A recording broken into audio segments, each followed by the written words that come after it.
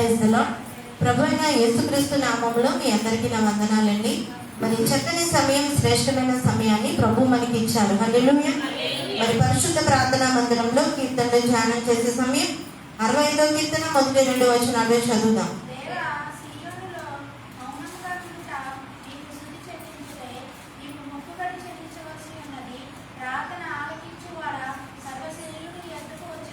చాలమ్మా. దేవా, సియోనులో మౌనముగా నుండుట నీకు స్తుతి చెల్లించుటే, నీకు మృక్కుబడి చెల్లింపవలసి ఉన్నది. హల్లెలూయా. దావీదు ఇలా అంటున్నాడు, సియోనులో ప్రభువా మేము మౌనంగా ఉన్నాం, ఎందుచేతనగా నీకు స్తుతులు మేము చెల్లించేవారు. హల్లెలూయా. దేవా, సియోనులో దేవుని రాజ్యములో దేవుని స్తుతించడానికి అనేక మంది ఉన్నారు. దేవుని రాజ్యములో దేవుని స్తుతించడానికి కోటాను కోట్ల దేవదూతలు, మనకంటే ముందుగా దేవుని యందు భయభక్తులు కలవారు, దేవుని రాజ్యములో చేరిన వారు దేవుని స్తుతిస్తూ ఉన్నారు. హల్లెలూయా. నీవు ఈ లోకంలో జీవిస్తున్నంత కాలము దేవునికి స్తుతియాగము చెల్లించడం ఎంతో మంచిది. హల్లెలూయా. ఎంతో మంది దేవుని స్తుతిస్తూ ఉన్నప్పటికీ ప్రభు మన స్తుతులను కోరాడు. దేవుడు నీ స్తుతులను కోరి ఆయన స్తుతి సింహాసనముపై ఆసీనుడిగా ఉన్నాడు ఆయన.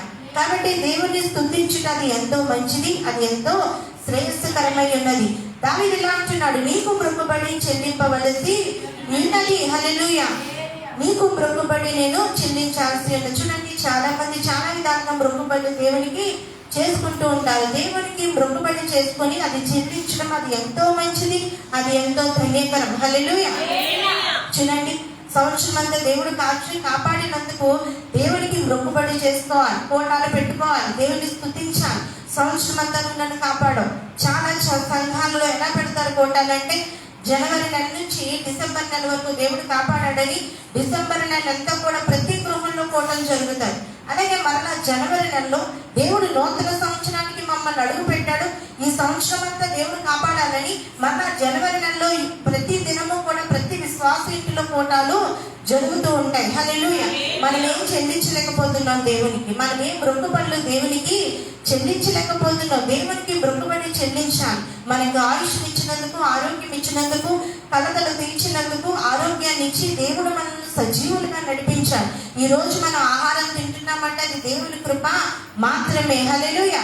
కాబట్టి దేవునికి కృతజ్ఞతార్పణలు మనము చెల్లించే వారిగా ఉండాలి. కృతజ్ఞతాస్తుతులు దేవునికి మనము చెల్లించాలి. ప్రార్థన ఆలకించేవాడా, సర్వ శరీరులు నీ యొద్దకు వచ్చేదారు. ప్రార్థన ఆలకించే దేవుడు ఆయన. నువ్వు వచ్చి రాని ప్రార్థన, ఏ ప్రార్థన చేసినా దేవుడు నీ ప్రార్థన ఆలకిస్తాడు. నువ్వు ఏ నిమిషం అయితే దేవునితో గడిపావో ఆ నిమిషం దేవునికి లెక్కే. హల్లెలూయా. ఎన్ని గంటలు దేవునితో గడిపావో అన్ని గంటలు దేవునికి లెక్కే. ఎవరు సమయానికి సన్నిధికి రాలేదు, నేనే వచ్చేసానని అనుకుంటున్నావేమో, నువ్వు వచ్చావు కదా, అది దేవునికి లెక్క. హల్లెలూయా. దేవుడు నిన్ను సమృద్ధిగా నింపుతాడు, దేవుడు నిన్ను దీవెనతో నింపుతాడు, దేవుడు తన కృపలో నిన్ను బలపరుస్తూ ఉంటాడు. హల్లెలూయా. సర్వ శరీరులు నీ యొద్దకు వచ్చేదారు. ఆయన ప్రార్థన ఆలకించేవాడు కాబట్టి సర్వ శరీరులు దేవుని యొద్దకు వస్తారు. దేవుని వద్దకు వచ్చేవారు నెమ్మది పొందుతారు. దేవుని యొద్దకు వచ్చేవారు శాంతిని పొందుతారు. దేవుని యొద్దకు వచ్చినప్పుడు మన ప్రార్థనకు జవాబు ఉంటుంది. దేవుని యొద్దకు మనం వెళితే కనుక దేవుడు మన జీవితంలో ఉన్న ప్రతి భయాలను తొలగిస్తాడు. హల్లెలూయా. 3వ వచనం,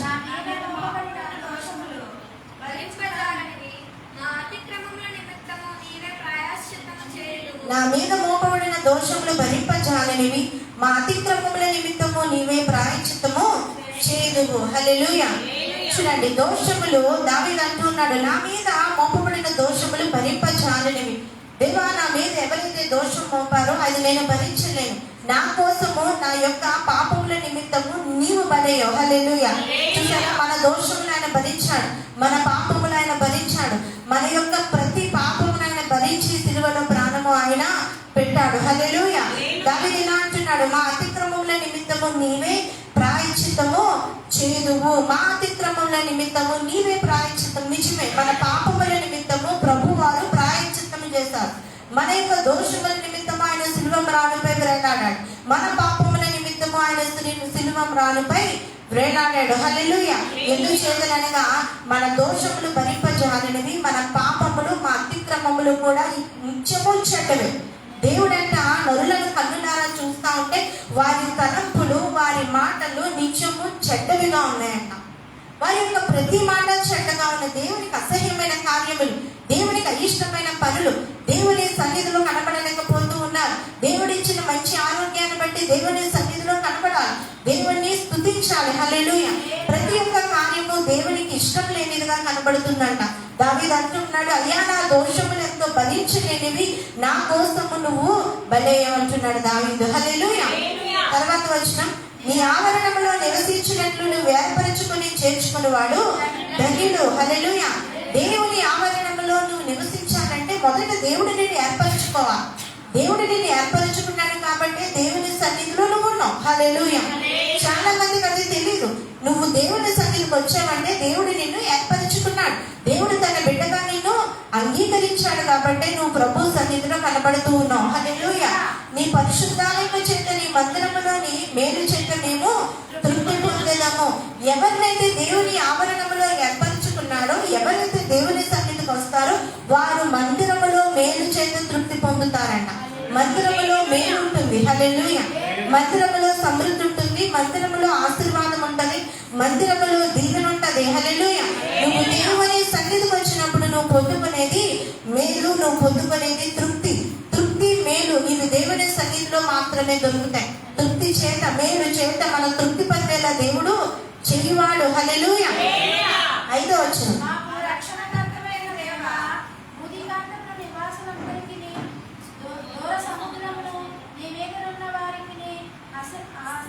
ఆశ్రయమైన వాడా, చాలమ్మ, మాకు రక్షణకర్తమైన దేవా, భూ దిగంతముల నివాసులందరికీ, దూర సముద్రము మీద ఉన్న వారికి ఆశ్రయమైన వాడా, నీవు నీతిని బట్టి భీకర క్రియల చేత మాకు ఉత్తరమిచ్చి ఉన్నావు. దేవుడు మన ప్రార్థనకి ఎప్పుడు జవాబిస్తానంటే నీ నీతిని బట్టి. చాలా సందర్భాల్లో చెప్తా ఉంటాం, నీకు నువ్వు మంచిదానివే కానీ దేవునికి నచ్చాలి. హల్లెలూయా. ఎవరికి వారు మంచివారే, ఎవరి మాట వారికి నచ్చుద్ది, ఎవరి ప్రవర్తన వారికి నచ్చుద్ది. నీ ప్రవర్తన, నీ మాట దేవునికి నచ్చాలి. దేవుడికి నచ్చినప్పుడే నీ నీతిని బట్టి దేవుడు కార్యములను చేస్తాడు. నీ యొక్క విశ్వాసం బట్టే దేవుడు కార్యములను చేస్తాడు. ఎందుకు చేత కనుక సమస్త జీవులకు న్యాయం చేర్చువాడు ఆయనే. హల్లెలూయా. సమస్త జీవులకు ఆయనే న్యాయము తీర్చువాడు, ప్రతి ఒక్కరిని కాపాడువాడు ఆయనే. ఇక్కడ దావీదు అంటూ ఉన్నాడు కదా, నీవు భూదిగంతల నివాసులందరికీ, దూర సముద్రము మీద ఉన్న వారికి ఆశ్రయమైన వాడు ఆయన. నీవు నీతిని బట్టి భీకర క్రియల చేత మాకు ఉత్తరమిచ్చిన, బలమునే నడికట్టుగా కొట్టుకున్న వాడే, తన శక్తి చేత పర్వతములను స్థిరపరచువాడు ఆయనే. హల్లెలూయా. ప్రతి ఒక్కరిని స్థిరపరచువాడు దేవుడే. దేవుని బలము ఎంతో గొప్పది. దేవుడి బలము దగ్గర మనం ఎంతండి? దేవుడే మనకు బలమును అనుగ్రహించువాడు, దేవుడే మనకు శక్తిని అనుగ్రహించువాడు, దేవుడే మనకి జీవాన్ని అనుగ్రహించువాడు. సమస్తము దేవుని చేతుల్లో ఉన్నది. మనకి ఏది ఇవ్వాలన్నా ప్రభువే ఇవ్వగలడు. హల్లెలూయా. చూడండి 65వ కీర్తన 9వ వచనం,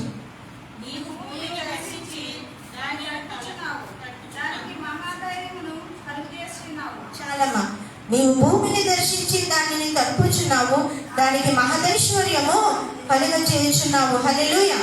చూడండి, దేవుని సూచక్రియలు, దేవుని యొక్క కార్యములు ఎంత గొప్ప. ఉదయమున సాయంత్రమున ఉత్పత్తులను నువ్వు సంతోషభరితముగా చేయుచున్నావు. ఉదయం అయిందంటే దేవుని కృప, సాయంకాలము దేవుని కృప, మధ్యాహ్నము దేవుని కృప, ప్రతి క్షణము కూడా దేవుడు మనల్ని కాపాడుతూ ఉన్నాడు. ఒకప్పుడు మన పరిస్థితి ఎలా ఉంది, ఇప్పుడు మన స్థితి ఎలా ఉంది? నీ జీవితంలో శాంతినిచ్చిన వాడు దేవుడే, నీ కుటుంబంలో నెమ్మదినిచ్చేవాడు ప్రభువే, నీ జీవితాన్ని మార్చువాడు దేవుడే. హల్లెలూయా.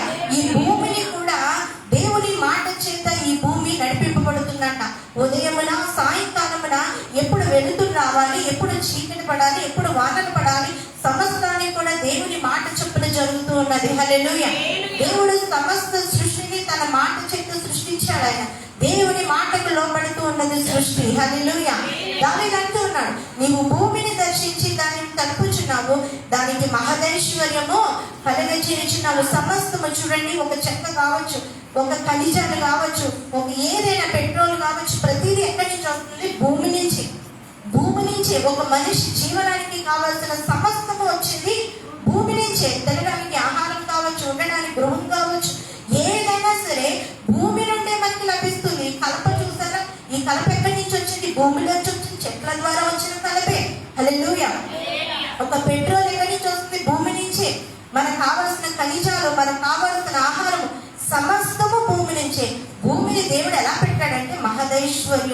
హల్లెలూయా. ఐశ్వర్యముతో భూమి దగ్గర లేదు అన్నది ఏదీ లేదు. భూమి సమస్తాన్ని ఇస్తుంది. మనిషి తినడానికి సమస్తమైన ఆహారం, ఆ చెట్లు, ఆ ఫలాలు, వృక్షాలు ఇవన్నీ ఎక్కడి నుంచి వచ్చాయండి? సమస్తము భూమిలోంచే. హల్లెలూయా. సమస్తాన్ని భూమి మనకి ఇస్తా ఉంది. దేవుడు భూమికి ఆజ్ఞాపించాడు, మహదైశ్వర్యముతో నువ్వు ఉండు, నువ్వు సమస్తాన్ని ఇవి, నువ్వు సమస్తానికి ప్రతి మనిషికి కూడా ఆహారాన్ని పెట్టని భూమిని దేవుడు ఆజ్ఞాపించి ఉన్నాడు. హల్లెలూయా. అందుకే దావీదు అంటున్నాడు, ప్రభువా నువ్వు భూమిని మహదైశ్వర్యముతో నింపు, దేవుని నది నీళ్లతో నిండి ఉన్నది. నీవు భూమిని అట్లు సిద్ధపరిచిన తరువాత వారికి ధాన్యము దయచేసినావు. దేవుని నది నీళ్లతో నిండి ఉన్నది. దేవుడు నీళ్లను సమృద్ధిగా మనకి ఇచ్చి ఉన్నాడు. దేవుని నది నీళ్లతో నిండి అన్ని ఇచ్చాడు దేవుడు. కానీ మనిషికి ఇంకా ఏదో కావాలన్న తపన. ఎందుకు నీకు మనశ్శాంతి పోతుంది? ఎందుకు చేతులారా నువ్వు మనశ్శాంతిని కోల్పోతున్నావు? ప్రతి సమస్యను దేవునిపై వేసినప్పుడు, దేవునిపై ఆధారపడినప్పుడు నీ జీవితంలో నువ్వు మనశ్శాంతిని కోల్పోవు. ఎందుచేతనగా మనుషులతో నువ్వు వాదన పెట్టుకుంటే అది వ్యర్థమే. ఎందుచేతనగా వారు నీ మాట వినరు. నీ మనసులో ఉన్న ప్రతి బాధ దేవునితోనే పంచుకోవాలి. దేవా నా జీవితం ఇలా ఉన్నది, నా జీవితంలో నా బ్రతుకులో ఈ సమస్య ఉన్నది, అవతల వ్యక్తులను మార్చు ప్రభా, లేదంటే నా బంధువులను నువ్వు మార్చు ప్రభా. ప్రతి ఒక్కరికి సమస్యలు వస్తాయి, మాకు సమస్యలు వస్తూ ఉంటాయి. వచ్చినప్పుడు దేవుని వాళ్ళతో చెప్పి చూస్తాం కానీ వారు వినరు. వినకపోయినప్పుడు దేవునికి ప్రార్థన చేయడము మొదలుపెట్టి భారమంతా దేవుని పైనే పెడతాం. దేవా నువ్వే సహాయం చేయి. ఎందుచేతనగా మనిషి మాటలతో ఒప్పుకునేవాడా కాదండి. ఒక రాయినైనా కదిలించవచ్చు కానీ మనుషులు కదిలించరు. ఒక మనిషి మారు మనసు పొంది దేవుని సన్నిధికి రావడం అన్నది చాలా కష్టతరమైనది. ఎందుచేతనగా మనిషిని మార్చడం చాలా కష్టం. ఎంత చెప్పినా వారి ధోరణి మారదు. ఎంత చెప్పినా వారి ధోరణి ఏమాత్రము కూడా మారదు. ఏది చెడ్డదారో అటే వెళ్తారు.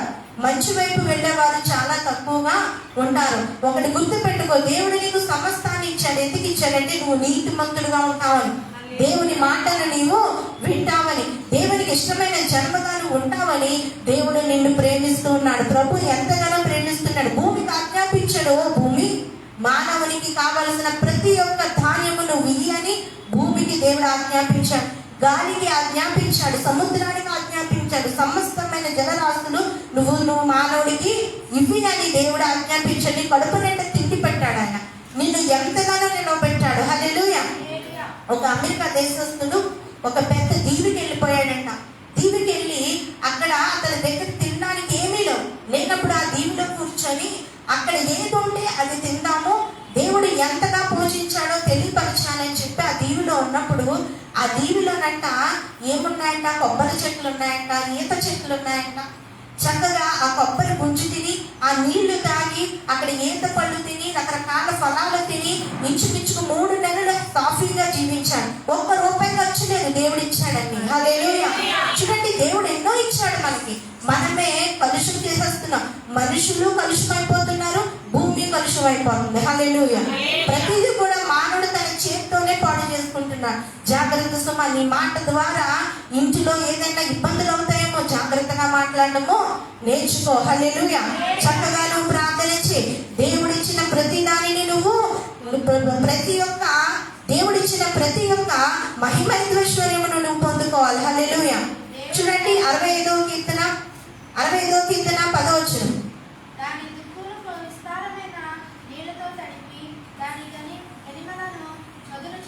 చాలా దాని దుక్కులను విస్తారమైన నీళ్లతో తడిపి దాని గనిమలను చదును చేయించినావు, వాన జల్లుల చేత దానిని పదును చేయించినావు. హల్లెలూయా. ఒక ధాన్యము మనకు కావాలంటే ఏ సమయాన వర్షం పడాలో ఆ సమయాన్ని పడాలి కదండి. పడకపోతే పంట చేతికి వస్తుందా? రాదు. ఎప్పుడు వర్షం పడాలో, ఎప్పుడు ఏ పని జరగాలో ఆ పని ప్రకృతి చేస్తేనే మనకి తినడానికి తిండి వస్తుంది. హల్లెలూయా. దేవుడు ఆజ్ఞాపించాడంట. ఏమనంటే వాన జల్లుల చేత దానిని పదును చేయించున్నావు, అది మొలకెత్తగా నీవు దానిని ఆశీర్వదించుచున్నావు. 65వ కీర్తన 10వ వచనం. వాన జల్లుల చేత దానిని పదును చేయించున్నావు, అది మొలకెత్తగా నీవు దానిని ఆశీర్వదించుచున్నావు. హల్లెలూయా. చూడండి, వేసిన విత్తనము మొలకెత్తాలంటే అది దేవుని చిత్తమై ఉన్నది. దేవుని చిత్తంలో ఉంటేనే ఆ పంట మన చేతికి వస్తుంది. ఒకవేళ దేవుడు వానలో కురిపించకపోతే పంట చేతికి వస్తుందండి? పంట చేతికి రాదు. ఒక పంట చేతికి రావాలంటే సమృద్ధి అయిన వాన కావాలి. ఒక కుటుంబం సమృద్ధిగా ఉంటే దేవుడు కావాలి. హల్లెలూయా. దేవుడు లేకపోతే ఆ కుటుంబంలో సమృద్ధి లేదు. దేవుడు లేకపోతే నీ కుటుంబంలో అభివృద్ధి లేదు. దేవుని మాట నువ్వు వినకపోతే నీ జీవితం జయ జీవితముగా ఉండదు. హల్లెలూయా. నువ్వు ఎప్పుడైతే దేవుని మాట విన్నావో నీ విత్తనాన్ని ఆయన ఆశీర్వదిస్తాడు. ఒక పంట భూమిని దేవుడు వాన చేత ఎలా విస్తరింపజేస్తున్నాడో నీ విత్తనాన్ని కూడా వృక్షముగా దేవుడు చేస్తాడు. హల్లెలూయా. నీ కుటుంబాన్ని దేవుడు జయ జీవితంలో ఉంచుతాడు. బ్రతుకులో పచ్చదనం దేవుడు ఇస్తాడు. వాన కురిస్తేనే విత్తనానికి పచ్చదనం. ఒకవేళ కురవకపోతే ఎండిపోతే అది ఎందుకు పనికిరాదు. ఎండిపోయిన విత్తనము దేనికి పనికిరాదు. హల్లెలూయా. ఒక పచ్చదనం కావాలంటే దేవుని చేతి నీడలో నీవు ఉండాల్సిందే. హల్లెలూయా. దేవుని మాట నీవు వినాల్సిందే.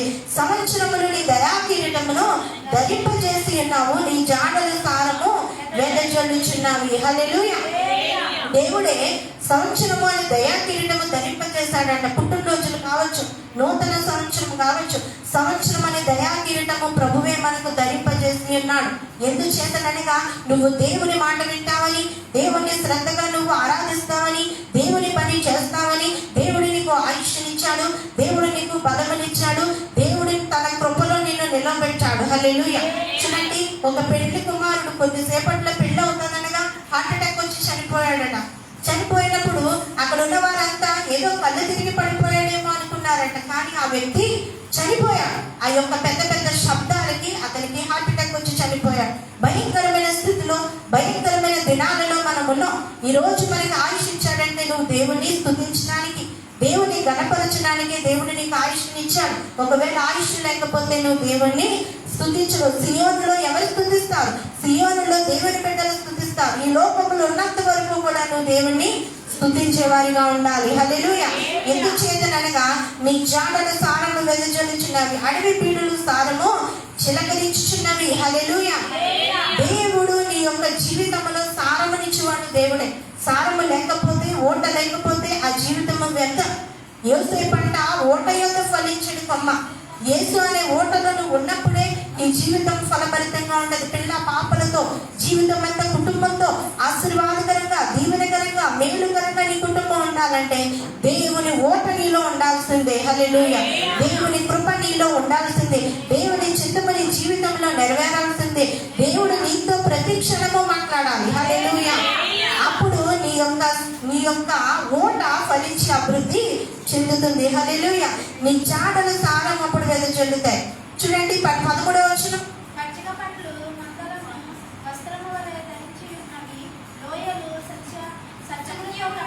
చాలమ్మా. కొండలు ఆనందమును నడికట్టుగా ధరించుకుని ఉన్నవి, పచ్చిక పట్లు మందలను వస్త్రము వలె ధరించి ఉన్నవి. హల్లెలూయా. చూడండి, ఆనందమును నడికట్టుగా ధరించుకొని ఉన్నవి. కొండలంట ఆనందమును నడికట్టుగా ధరించుకొని ఉన్నాయి. ఎంత గొప్ప ధన్యత చూడండి. ఒక కొండ ఆనందాన్ని ధరించుకున్నప్పుడు ఒక మనిషి కోసం దేవుడు ప్రాణం ఇచ్చాడు. నీ కోసం దేవుడు ప్రాణం ఇచ్చాడు. నువ్వు ఆనందంగా ఉండాలని దేవుడు తలుస్తూ ఉన్నాడు. నీ జీవితం బాగుండాలి, నీ కష్టాజీవితం బాగుండాలి, నీ బ్రతుకు బాగుండాలి, నీ బ్రతుకులో నూతనమైన జీవం రావాలి, నీ జీవితంలో నూతనమైన ఆశీర్వాదం రావాలని దేవుడు నిన్ను దీవిస్తూ ఉన్నాడు. హల్లెలూయా. పచ్చిక కట్లు మందలను వస్త్రములు ధరించి ఉన్నవి, లోయలు సస్యములతో కప్పబడి ఉన్నవి, అన్నీ సంతోషత్వాన్ని చేయించినవి, అన్నీ గానము చేయించినవి. సమస్తము కూడా గానము చేస్తున్న దేవుని కార్యాలు బట్టి. దేవుడి కార్యాలు మనకి తెలిస్తే నువ్వు దేవుడితో నిజంగా మాట్లాడుతూ ఉంటే శ్రమలో కూడా నువ్వు ఆనందంగా ఉంటావు, శ్రమలో కూడా నువ్వు సంతోషంగా ఉంటావు, శ్రమలో కూడా నీ జీవితం నూతనంగా ఉప్పొంగుతుంది. ఎందుచేతనగా దేవుడు ఎప్పుడు నిన్ను ముంచేయడు, దేవుడు ఎప్పుడు నిన్ను లేవనెత్తుతాడు. హల్లెలూయా. చూడండి, పేతురు నీళ్ళలో నడిచినప్పుడు భయం అన్నప్పుడు దేవుడు అతన్ని ముంచేయలేదు, దేవుడు పేతుర్ని లేవనెత్తాడు. హల్లెలూయా. దేవుడు సమస్యల్లో నిన్ను ఎప్పుడు ముంచాడు, దేవుడు నిన్ను లేవనెత్తుతాడు. సాక్ష్యం వెంబడి సాక్ష్యము దేవుడు నీకు ఎప్పుడు ఇస్తాడు. హల్లెలూయా.